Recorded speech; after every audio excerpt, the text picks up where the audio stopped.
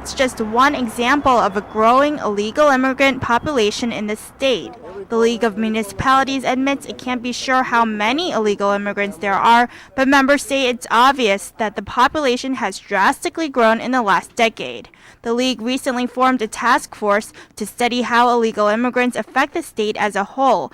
Englewood Mayor Michael Wilds, who is also an immigration attorney, is leading the effort. This task force will be a mirror, if you would, of what's happening in the state and a snapshot of what actions to take so that we can face this challenge appropriately. The task force will try to assess how illegal immigrants contribute to health and safety issues, as well as how they add to the cost of education, law enforcement, and health care. While some support this study, others are concerned the information which comes out of it could be used to hurt immigrants. I don't know what they're really trying to arrive at. Personally, I think it is a waste. Do they tax the school system?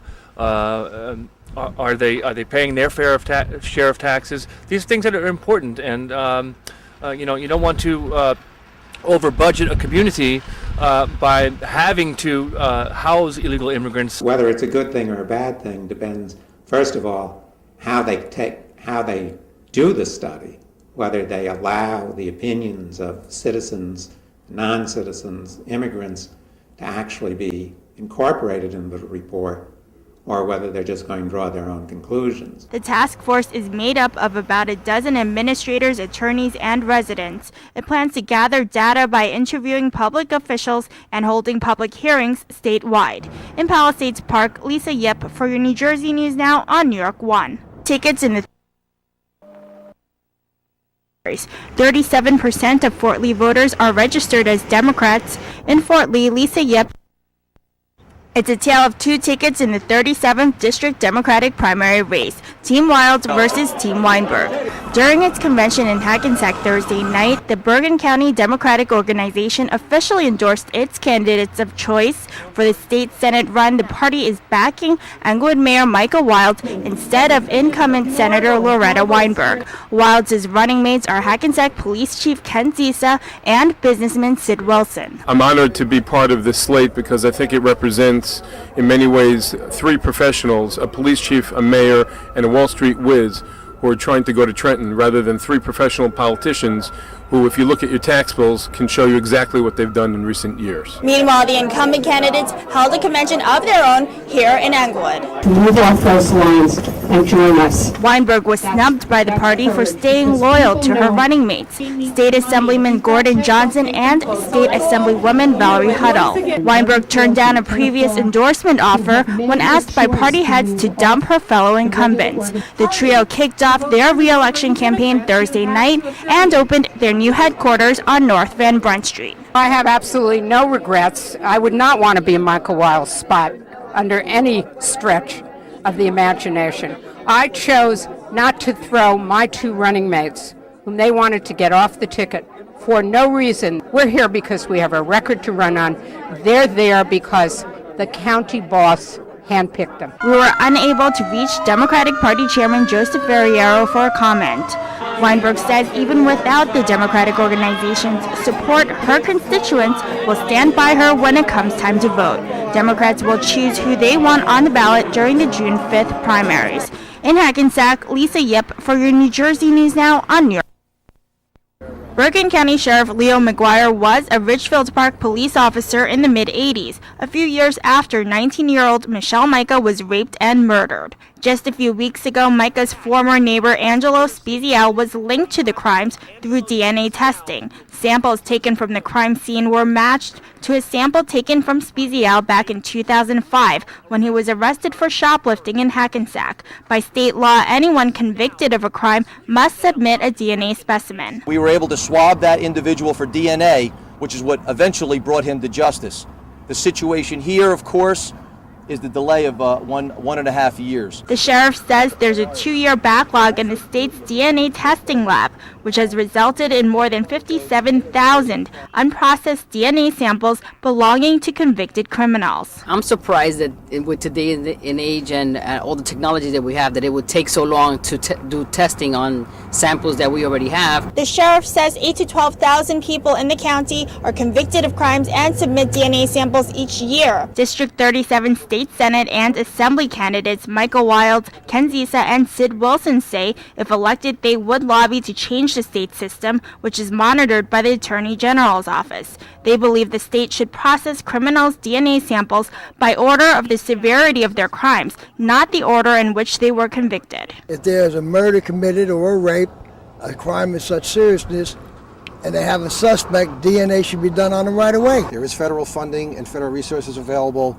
and it would really be a shame if we didn't take advantage of those resources. The sheriff believes a change in the state's DNA testing and tracking system could help solve other cases like Michelle Micah's murder before they go cold. In Hackensack, Lisa Yip for your New Jersey News Now for New York One. Just 2 days after burying 5 of his children, Musa Magassa appeared at a meeting of a Bronx community board that's focusing on providing help to his and the other family who lost so much to the flames and smoke. I'm happy. So everybody's trying to help me and my family and the Sumara family.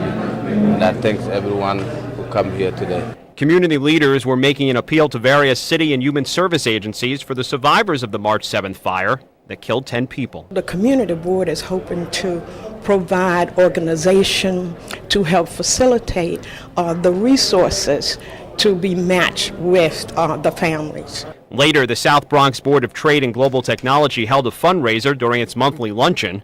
The group hopes to raise $10,000 for the families. I really feel their pain and understand how difficult it is, when every one of us will go home tonight. They don't have a home to go to. Meanwhile, Mamadou Samari, who lost his wife and 4 children, arrived Wednesday morning at Federal Plaza to take care of paperwork that would allow him to take his family home to Mali for burial and then re-enter the United States. Thank you for your support. Thank you, everybody. God bless America. Samari was granted what is known as an advanced parole, which allows those without U.S. residency to travel to another country, then return. Samari will be able to go to Mali for up to 3 months. He expects to leave Friday and will see 3 surviving children there that he has not seen since he first came to America in the 1990s. This means that this gentleman can go home and see his family and loved ones in peace. He can be reunited with his 3 children. It was the intention of his wife, who applied for their paperwork, that they eventually find themselves on U.S. soil. Samari still hopes his 3 sons will be able to eventually join him here and that he can establish permanent residency in his adopted home. Roger Clark, New York One.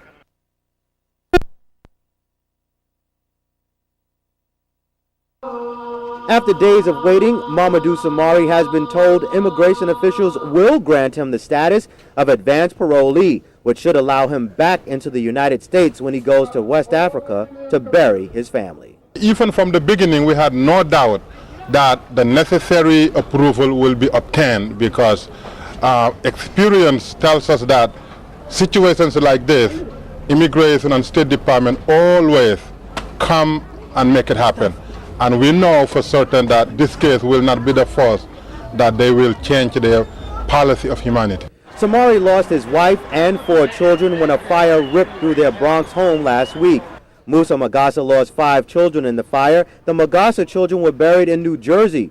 Samari wants his family buried in Mali, but there were questions about his immigration status, and there was a concern that if he left, he would not be allowed back into the United States. Senator Charles Schumer and Congressman Jose Serrano worked with immigration officials to make the trip happen. Schumer reached out to immigration attorney Michael Wilds to help out with the process. Mr. Samari had 7 children, 4 perished in this tragic fire.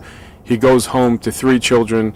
This is a day of light in what was a week of hell for this man. We look forward to being of further help to him and seeing him home safely with his family and then returning to his adopted country. At the Islamic Cultural Center, a close friend says Samari, who is a cab driver, is a good man who deserves to bury his family with dignity. I know him very well. I hear his voice every night. We work for the same company. I hear his voice every night. But when the tragedy comes like that, not only the tragedy, him and I are from the same country, and then we work together. I'm feeling his pain. A family spokesperson says once all of the paperwork is officially signed, Mamadou Samari will fly to Mali by the end of the week to bury his family. In the Bronx, Dean Meminger, New York 1.